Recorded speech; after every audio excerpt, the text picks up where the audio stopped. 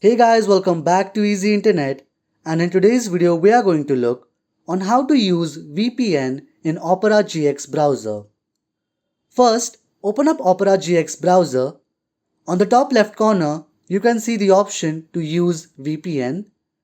But if you cannot see or have that option right now, you will first need to enable the use of VPN. To do that, click here on Settings, then click on Features. From here, you can enable VPN, and as you can see, once you enable VPN, you can see the option to use VPN, and to use it, simply just click on VPN tab, select of which location you want to use, and then click here to turn on VPN. I hope this video has helped you. Do like, share and subscribe to Easy Internet for more such videos.